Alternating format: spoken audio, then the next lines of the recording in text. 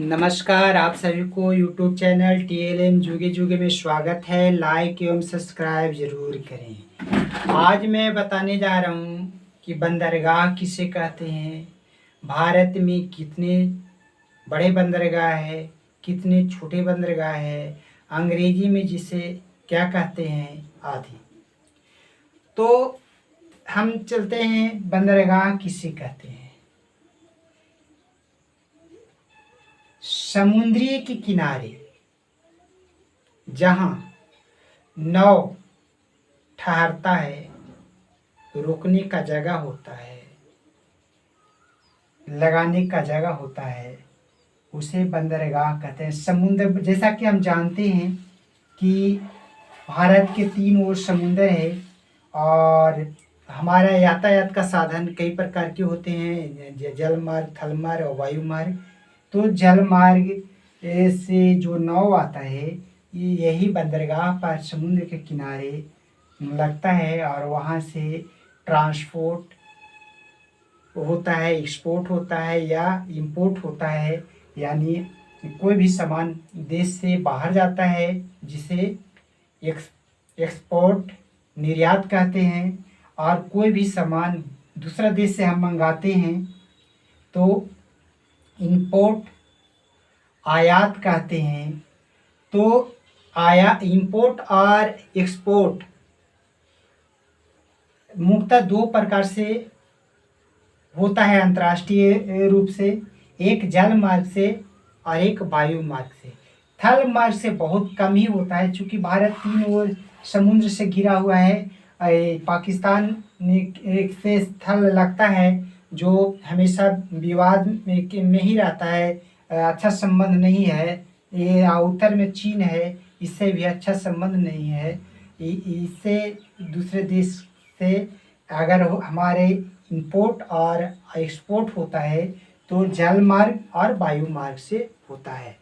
तो हमारे देश में जो भारत की जो समुद्री तट है, वो पश्चिमी भाग के सबसे उत्तर में जो होता है उसको कोंकण तट कहते हैं। मतलब इस तट को कोंकण तट कहते हैं और निचले भाग को मालाबार तट कहते हैं।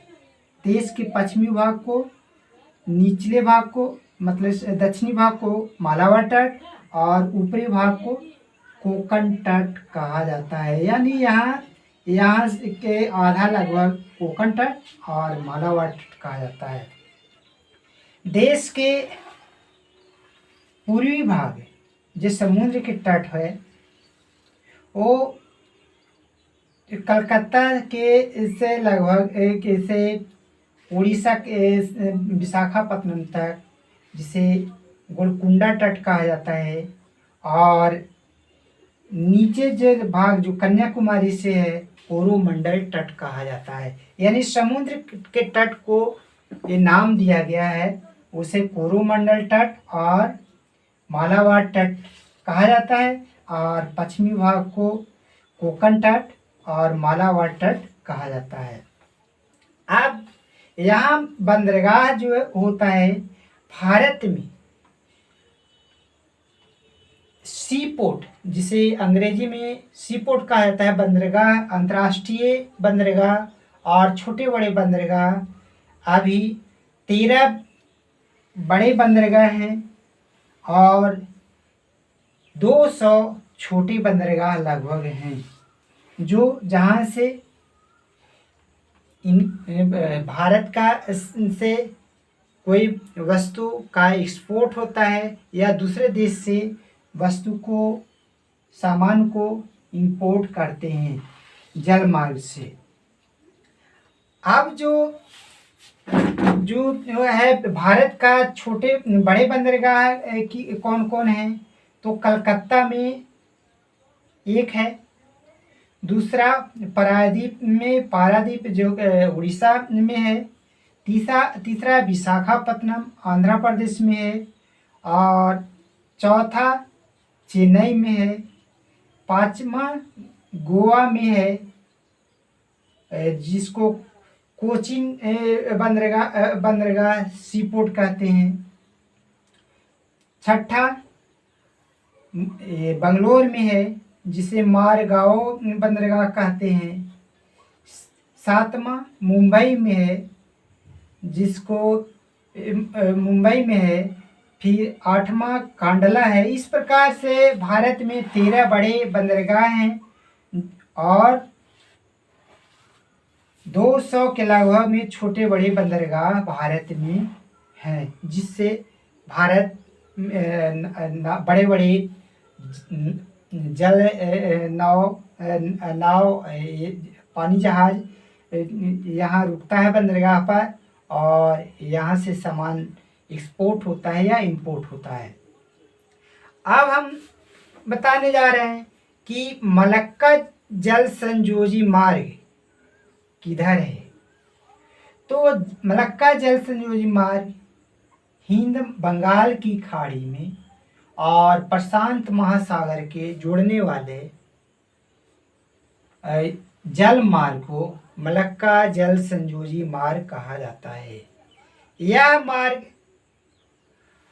805 किलोमीटर लंबा यानी 500 मील लंबा मार्ग है, जो कलकत्ता से या प्रायद्वीप से विशाखापट्टनम से या फिर चेन्नई के बंदरगाह से होते हुए ये आपको ये अंडमान निकोबार द्वीप समूह के बीच और म्यांमार के नीचे से रास्ता जाता है, और वियतनाम, इंडोनेशिया और जापान ये जाने का रास्ता या ऑस्ट्रेलिया जाने का रास्ता जो होता है मलक्का जल संयोजी से बहुत सारे फिजी देश या आपको ताइवान आदि देशों से मलक्का जल संयोजी जोड़ता है।